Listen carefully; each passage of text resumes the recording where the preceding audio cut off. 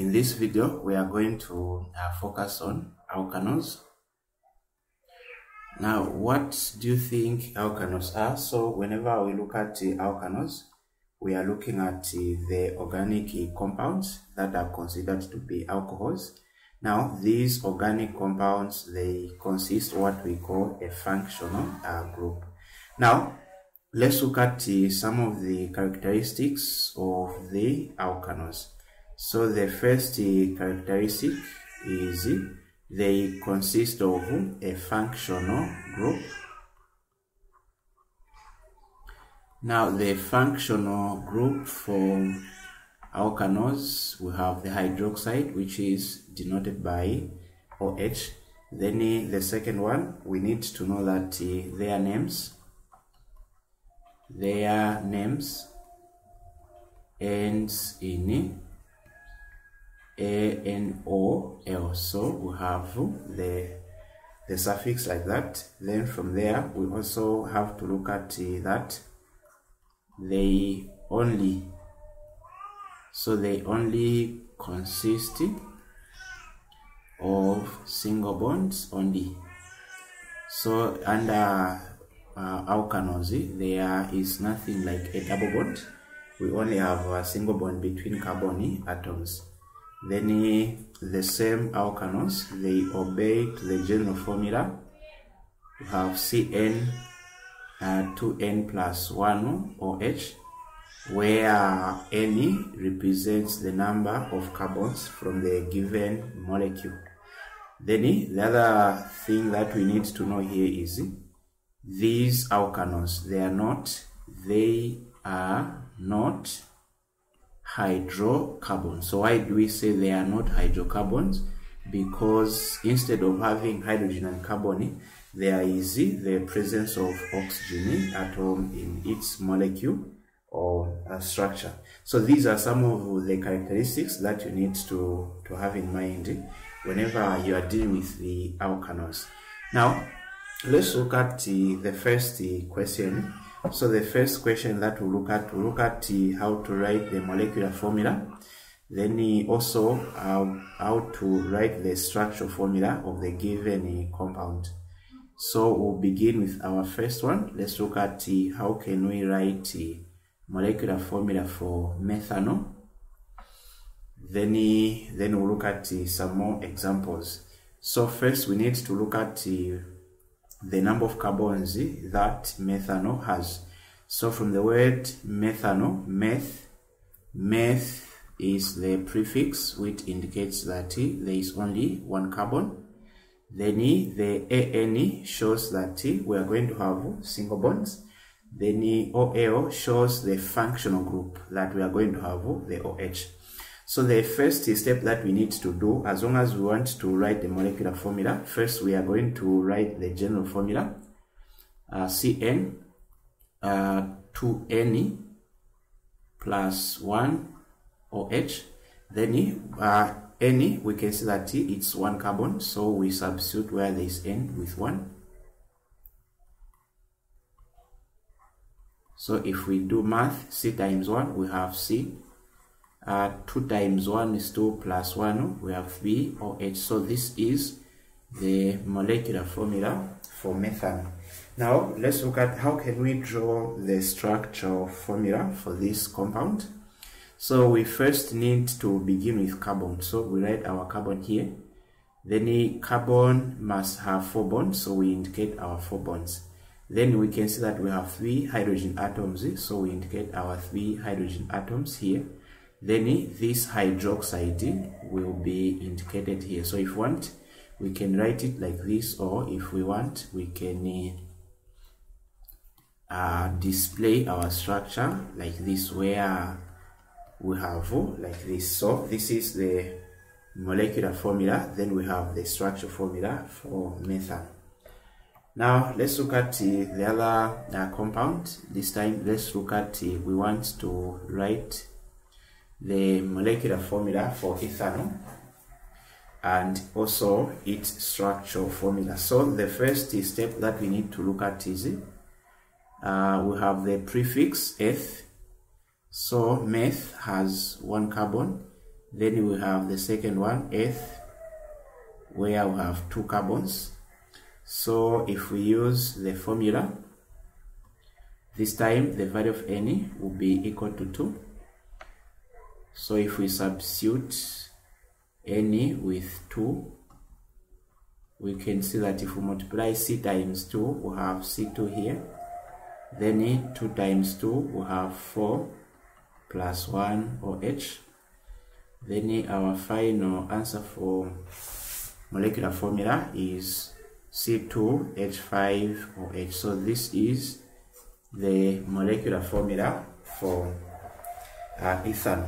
Now, after we are done with the molecular formula, we can look at the structural formula. So the structural formula, we have 2 carbons, so we write our 2 carbons, so carbon 1, carbon 2.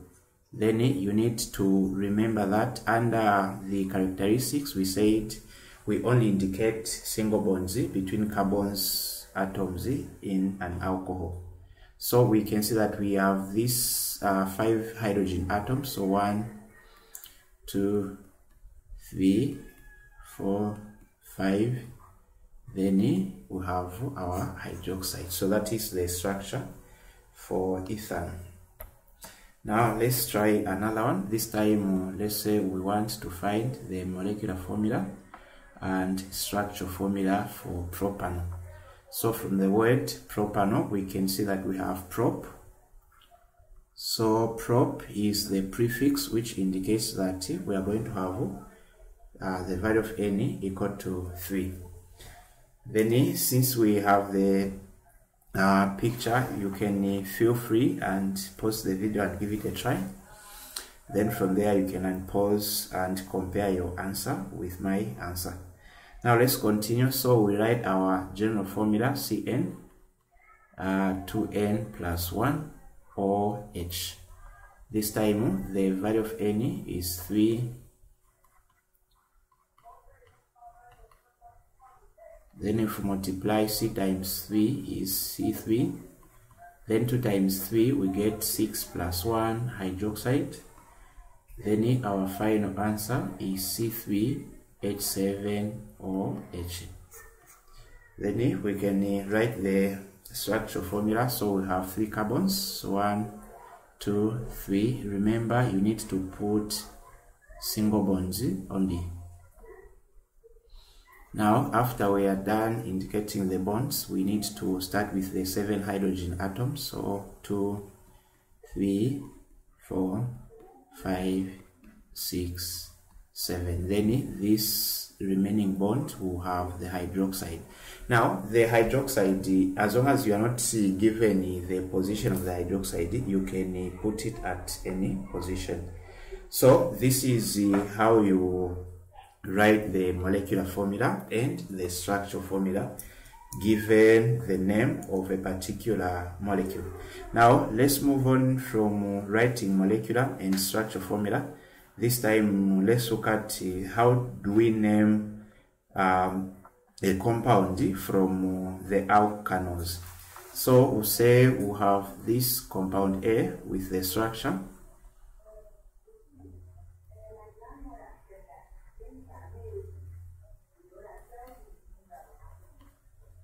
Now, when we look at naming, if you are given a structure like this one, and the question is, you name the given structure, this time you need to put into consideration of the position of the functional group. In our case, the position of hydroxide, where the hydroxide is located. Is it located on carbon 1, 2, 3, and wherever it is. So from there, we first have to determine the prefix.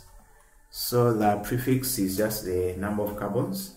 So we can see that we have 4 carbon atoms, so the prefix is but. Then from there we look at the suffix. The suffix, this time we need to look at the type of bond. So we have single bond, single bond, single bond. So there is no double bond, so the suffix here is just an. Then we have also to indicate the functional group. Now, functional group under naming is denoted by OL. So whenever you see OL, this indicates that you are dealing with what we call an organic alcohol. Now, after we are done here, let's look at the locant. Where is the hydroxide located? So we are going to indicate the numbers starting from left to right. So we'll consider this one, carbon 1, 2, 3, 4. So if we move in this direction, our hydroxide is on carbon number 4. Now let's try the other way around. So if we move in this direction, we have carbon 1, 2, 3, 4. So we can see that we are going to have 1. Now, if you have two different numbers, the first choice is you need to use the smaller number. So in our case, we use 1. So our final answer here, we are going to write, you write the prefix, which is but, then you add an. Then after you are done adding an, you need to write this hyphen, then you indicate the number here, another hyphen, then OL. So this is our name for this particular compound. Okay, so let's try another one. So we have this structure here. So yeah, you can you feel free to try it. So the more you try, the good you become. So as they say, practice makes perfect. So you need to try this on your own. Then from there, you check if your answers corresponds with my answers. Okay, so now let's begin. The first step, we said we need to indicate the prefix. The prefix, we need to count the number of carbons that we have. So we have 3 carbons atoms. So the prefix is prop. Then let's look at the suffix here. It's an, single bond. Then from there, we need to look at the function. The functional group, we can see that we have this OH. So the functional group is OL. Then let's look at the locant. Where is the functional group hydroxide located? So begin to number from left to right. Now if we number it, we can see that our hydroxide is on carbon number 2. Then if we move from right to left, we'll see that the hydroxide is also located on carbon number 2. So either the direction is correct since we are getting the same number, so the locant is 2. But our final answer is we have prop, you add an, then you indicate 2 or L. So whenever you see a number in between the name of a given molecule for an organic compound, just know that the location, you are given the location of that functional group. Okay, so now we can move on from naming. Let's look at how do we deal with isomers in alcohol. So say isomerisms in alcohol. So just like the way we did in alkenes, we were saying that isomers can be formed in 2 ways. In two ways. We have branching the compound. The second one is moving the group, the OH group, to a different carbon. So what do we mean by this? So look at the first 2 structures. So we have carbon, carbon, carbon. Then here we have carbon, just like this.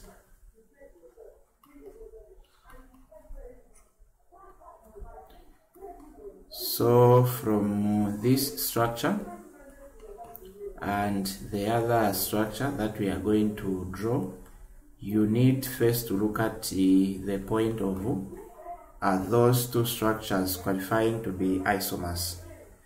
So then after you have identified that they are isomers, then you need to look at what type of isomers are you dealing with. So let's look at the first two structures. So point number one, you need to put into consideration whenever you are dealing with isomers. First, you need to check if their molecular formulae are the same. So let's look at the molecular formula for structure 1. So begin with carbon. So we can see that we have 4 carbon here.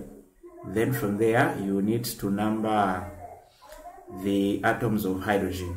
Now, as you are numbering the atoms of hydrogen, this part should not be part of your numbering. So we just count the remaining atom of hydrogen. So according to my diagram, I have 1, 2, 3, 4, 5, 6, 7, 8, 9. So I can see that I have 9 atoms of hydrogen plus the hydroxide. So this is our chemical formula for structure 1. Now let's also check for structure 2. Even in structure 2, we are going to begin with the number of carbons. So from this structure, I have 4 atoms of carbons. Then from there, we can number the atoms of hydrogen. We do the same. We exclude the hydroxide party. Now after we've done that, we can now count. So we have 1, 2, 3, 4, 5, 6, 7, 8, 9. So I can see that I have 9 atoms of hydrogen, then plus the OH. So we can see that these two chemical formulae are the same. So therefore, we can conclude that the two given compounds are isomers. Now the other question that we need to look at is what type of isomers are we dealing with? Now from the structure 2, we can see that the carbon atoms are arranged in a straight line. Then from carbon number 1, structure number 1, we'll see that we have 3 atoms that are arranged in a straight line, and there is 1 atom that is branched away from the parent one. So we are dealing with what we call the branched isomers. Now, if we have the 2 isomers where we are dealing with the branched, let's look at how can we name these 2 given compounds. So begin by naming the first party. So if you remember from for those that you have watched the first part of this organic chemistry, we said you first have to look at the branched. This is our first party. So this is our branched. How do we know that it's branched? From the branched, you have the least number of carbon atoms. So we have the branched, then we have the main chain. So this is our main chain here. Since there are more carbon atoms compared to the branched. So this is our main chain here. So the key point is, let's begin with the branched. Let's count the number of atoms from the branched. So from the branched, here we can see that we have 1, so the prefix is meth. Now a branched is an alkyl, so whenever you indicate the prefix, you need to add YL, so it becomes methyl. So that's a pattern. Then from there, we need to look at on which carbon is our branched located. So let's do the numbering. So if this is our carbon 1, we can see that it is located on carbon number 2 if we move from left to right. Now if we take the other direction, we can see that we still get the same number 2. So either that way, we can see that we are getting the number 2. So methyl, which is the branch, is located on carbon number 2. Then after you are done naming the branched one, now you need to move on to the main chain. So from the main chain, we need to count the number of carbons. So we have 3 atoms of carbons. So here we are going to have prop. And remember, the alkyl and the main chain, you do not leave a space in between. It has to be connected as one word. Then from there, you need to add the AN. Then you do the same the way we did from the previous example. So you write this symbol. Then we look at where is the hydroxide. So we need to show the hydroxide position. So if we move from left to right, hydroxide is on carbon number 3. Then if we move from right to left, it is on carbon 1. So we said we are going to use the lowest number. So in our case, we use 1. Then our number, then we put OL. So this is the name of the first structure. So from this structure, what I want you to see is the number in front. This number is giving us the location of the branched party. Then this number is giving us the location of the hydroxide, which is OH. Okay, let's look at Roman number 2 for the other structure. For the other structure, there is nothing like a branched, so we are going to name it the way we did from the previous examples. So first begin with the number of carbons. So we'll see we have 4 atoms of carbon. So the prefix is but. Then we have single bonds. We add AN. From there, we need to look at the number or the position of the hydroxide. So if we start from here, we have 1, 2, 3, 4. Then if we start the other direction, we'll see 1, 2, 3, 4. So we can see that if we move from right to left, we have the smallest number, which is 1. Then we put OL. So this is the name of these two structures. So this is what we call the branched isomerism or isomers. Now let's look at example 2. So example 2 will say we have the first structure.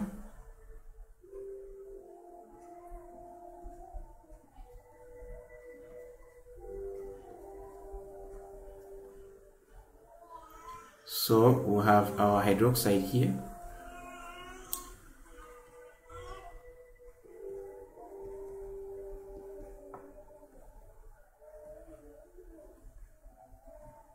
Then we have another structure,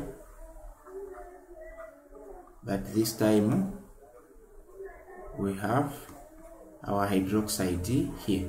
So I want you to first, you need to pay attention of what have we done here, because for us to look at the isomers are defined as the compounds with the same molecular formula but different structural formulas. Now if the carbons are arranged in a straight line, then what difference do we have here? So look at the position of hydroxide. So the hydroxide, for the first party, the hydroxide is here. For the second party, the hydroxide is here. So the change in position of hydroxide qualifies the given two molecules to be isomers. Now first we need to look at the molecular formula for us to proceed by referring to these two structures as isomers. So first count the number of carbons. So we have 5 carbons here. Then after number of carbons, we look at the number of hydrogen except for the hydroxide party. So we have 1, 2, 3, 4, 5, 6, 7, 8, 9, 10, 11. So we have 11 atoms of hydrogen, then plus hydroxide. So this is our molecular formula. So let's check the other one.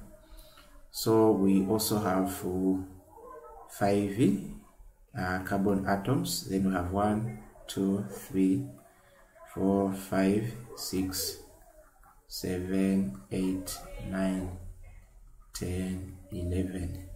So we can see that we have 11 plus OH. So the first step is okay. The two given molecules are isomers. Why? Their molecular formula are the same. Then from there we can now look at let's name these two. So name the first one. The prefix is 5 carbons, so we are dealing with pent. So pent. Then we have a single bond, we add AN. Then from there we need to indicate the number or the locant of the hydroxide. So 1, 2, 3, 4, 5. Then if we number the other way around, we have 1, 2, 3, 4, 5. So we see that we are going to use the lower number. In our case, we use 1. So we have 1 OH. Then for this structure 2, we have 5 carbon atoms. So we put pent, then we add AN. Now this time, let's look at the position. So 1, 2, 3, 4, 5. So if we move in this direction, hydroxide is located on carbon number 2. Then in this direction, we can see that it is going to be on carbon number 4. So we are going to use the lower number, which is 2, then OL. So this is what we call positional isomers. So the positional isomers here, whenever you are dealing with a positional isomer, the point that you need to have in mind is the arrangement of carbon atoms will be the same. The only difference will be the location of the functional group, in our case the location of the hydroxide. Now, after we have some ideas on isomers, let's move on. How do we form the alcohol? We can say formation of alcohol.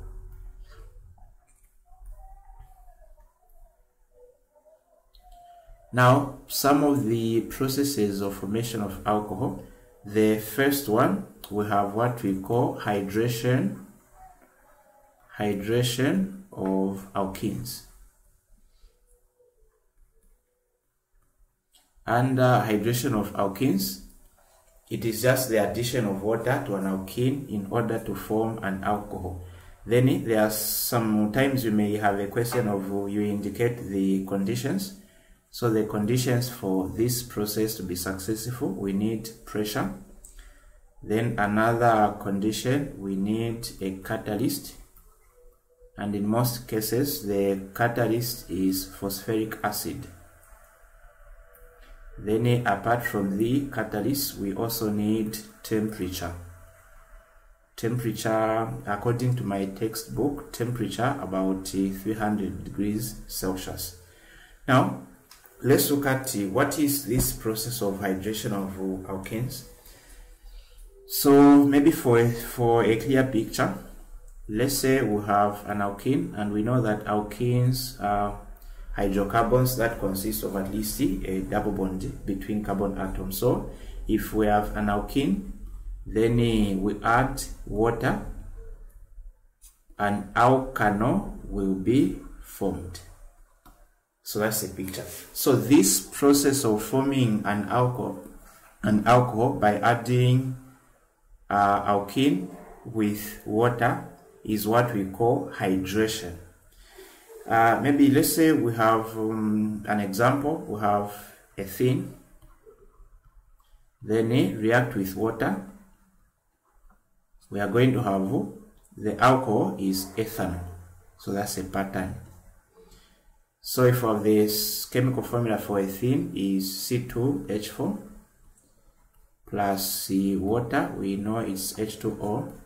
Now for water, if we are to separate water into ions, water consists of the hydroxide and the hydrogen. So what happens is the number of carbons does not change. The number of hydrogen, these 4 you add plus 1 atom of hydrogen from water. So here we are going to have 5, then plus the OH. So this is the chemical formula. Maybe what if we want the structure formula? So if we want the structure formula, we'll begin with the structure for ethene, and we have a double bond since it is an alkene. Then reacting with water. Then after this ethene has undergone hydration, the double bond breaks, so the alcohol consists of the single bonds. We've talked about this. Then the other 5 hydrogen atoms will be placed here. then we have the hydroxide. So this is the process that we call hydration. So this process also, what you need to have in mind is that it obeys or it works with any analkene. For instance, if we use propene plus water, we are going to form propanol. So that's a sequence. If we use butene plus water, we have butanol. So this is what we call hydration of alkenes. Now let's look at the second formation. So the second formation is just hydrolysis. So hydrolysis of esters. Now for this I will not say much, but the whole process is just whenever we look at hydrolysis, so from the word hydro, we are looking at the addition of water. So if we add water to an ester, we are going to form an alcohol and the acid. Now for you to understand this, I'm going to make a video based on the hydrolysis of esters. So that's why I'm saying I won't say much under this one, but for now you can just know that hydrolysis of esters, it is just the addition of water to an ester to form an alcohol and the carboxylic acid. Then we'll look into this on another video. Then the other where we can form an alcohol, we have this process that is commonly where we look at fermentation. Now fermentation is one of the questions that usually comes. Fermentation, we are looking at the process by which we can form alcohol from the breaking down of glucose. Now under fermentation, what we need to know that there are some conditions that must be met for this process to be successful.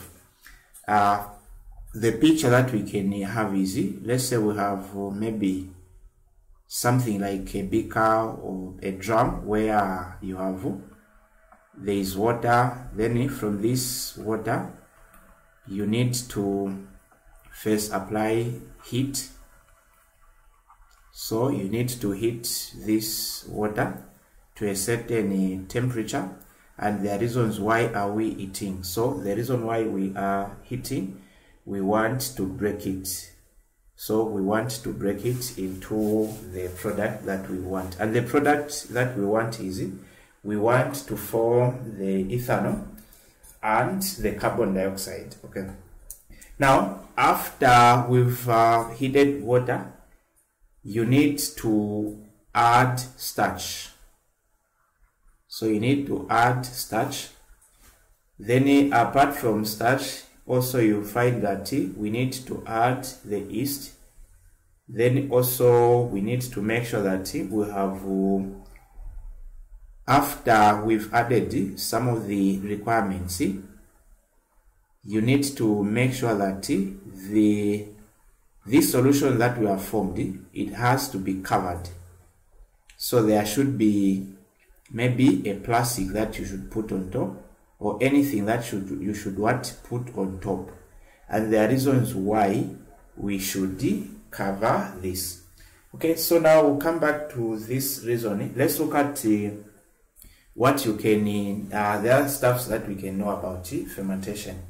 So the definition for fermentation is just the process by which alcohol can be formed by breaking starch in the presence of, we can say, enzymes, then some conditions like temperature and yeast also.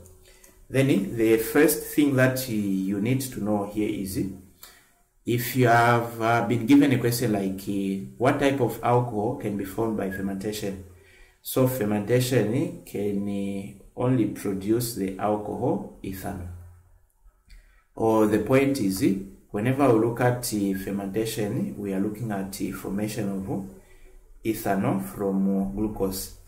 Then apart from ethanol, the other thing that we need to have here is, the first step is we need to heat the starch. So heat the starch in hot water. So like this illustration here. Then the second one, yeast must be added. So you need to add yeast. Yeast consists of some bacteria that will assist in the process of making it or turning it into alcohol. Then from there we need to look at the other step is after you heat, the mixture is kept warm for several days. Now during these days you need to make sure that you cover. That's the reason now I said you need to cover as you are waiting for it to turn completely into alcohol. Now why do we cover? We cover so that we prevent air such as oxygen from entering into the mixture. Why? If the air enters into the mixture, the alcohol will be oxidized, and instead of having an alcohol, we are going to have a carboxylic acid. So the reason behind why we should cover is to prevent oxidation of ethanol. So step number, this should be 4. Air is kept of the mixture to prevent oxidation.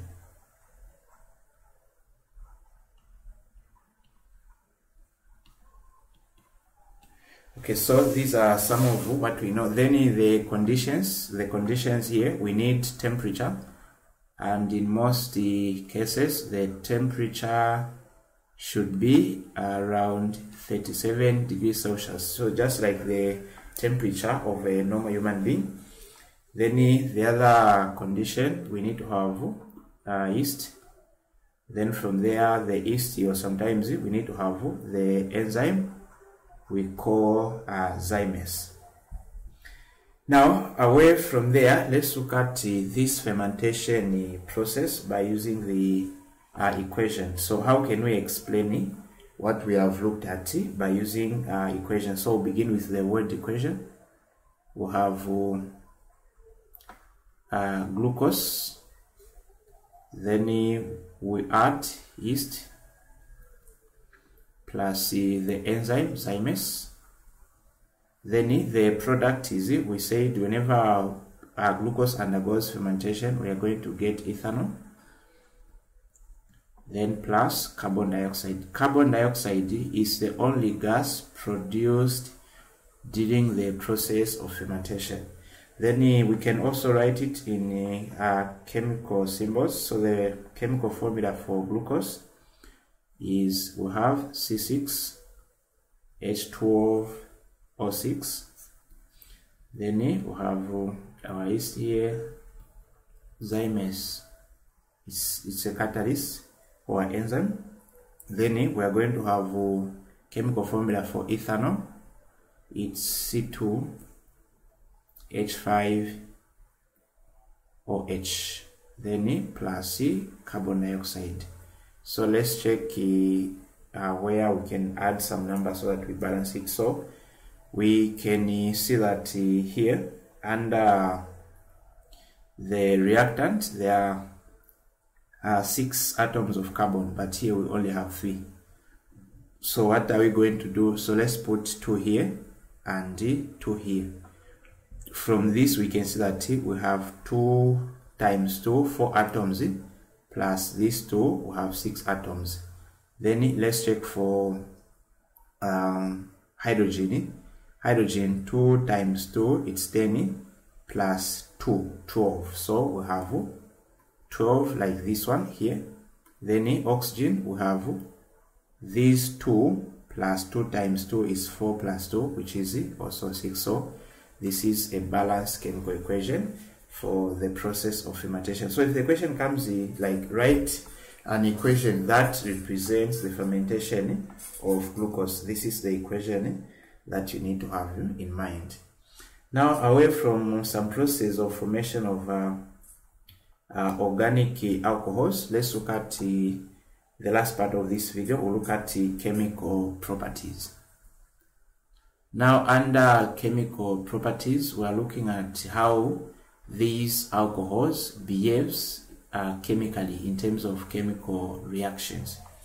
So the first chemical property that we need to have in mind is these alkanols, they undergo combustion. Now, combustion, it is just the process by which an organic compound such as an alcohol react with oxygen to form carbon dioxide and water, also energy. But under the chemical equation, we just focus on two products, carbon dioxide and water.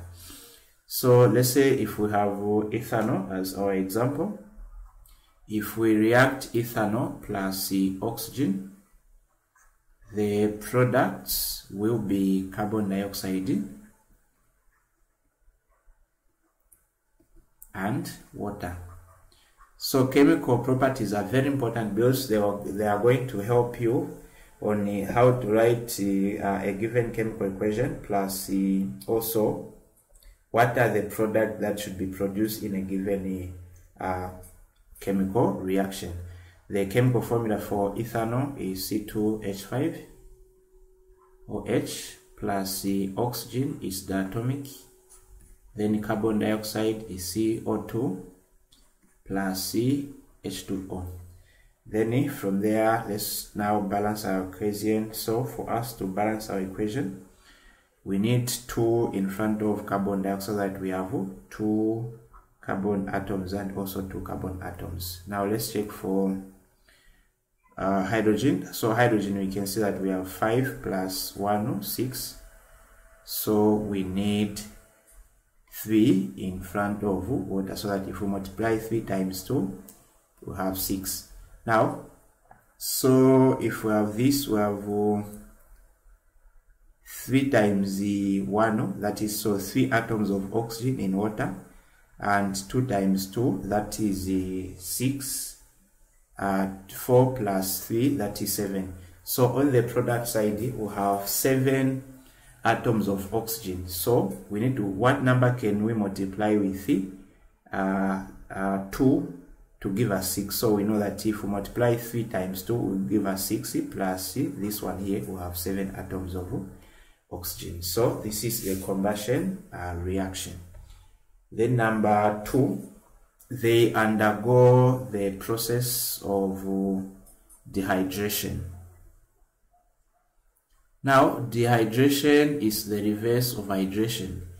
If hydration was defined as the addition of water, dehydration can be defined as the removal or subtraction of water. So what happens if we remove water from an alcohol is what we are looking at here. So for instance, if we are looking at, we have ethanol. If we have ethanol and we remove water, we are going to have ethene plus water. So the picture here is, if an alkanol or alcohol undergoes dehydration, it is going to give you alkene plus water. Now, the conditions that we want here, we want a catalyst. And a catalyst, we have a concentrated sulfuric acid or phosphoric acid. Now, if we want to show this chemically, we'll say C2H5OH. Then we need to look at, we have OH.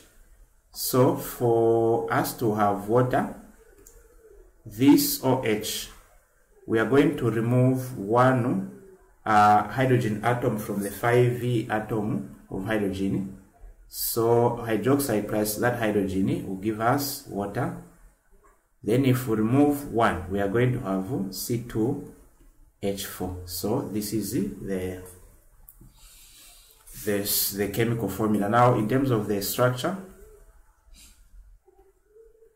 if we have this one as our structure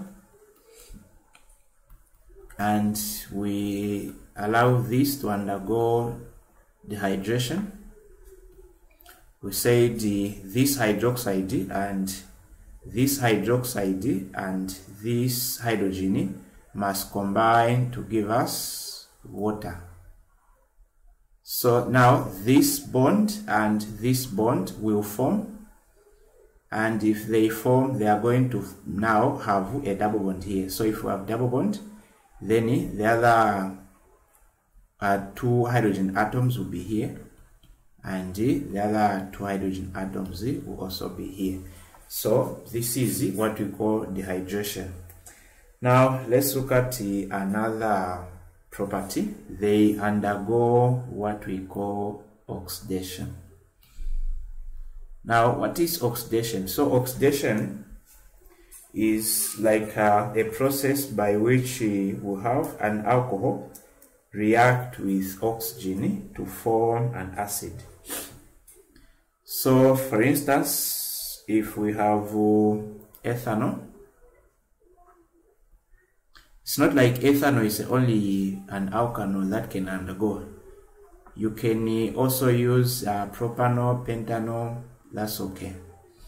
So if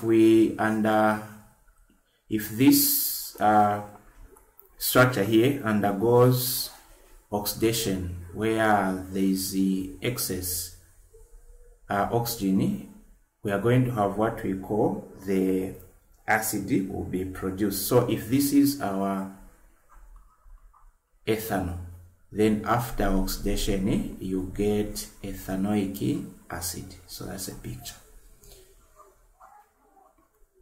So that's even the reason why we said during the fermentation the mixture must be covered to prevent the oxidation. So we are preventing alcohol from turning into an acid. So the acid here, we are going to have ethanoic acid. This is our ethanoic acid.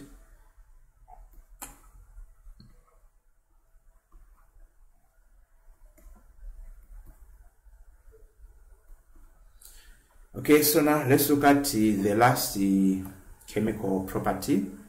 These alcohols, they undergo esterification. Now esterification is just a process by which we react. If we have an alcohol, we react with a carboxylic acid, then we have an ester plus water.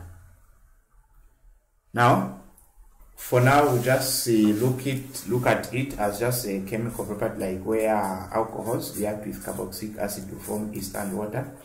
But for more information under esterification, we are yet to cover this, so I will make sure that in my next video where I will look at esterification, I will explain more on how is this process undergoes. And the other thing that you need to know is under esterification we need to have a catalyst, so it is a catalyzed chemical reaction. So that's it for this video. So if you are new to this channel, consider subscribing, share with families and friends, and don't forget also to hit the notification bell so that you are notified. And if you find this video helpful, please like the video, and thanks for watching.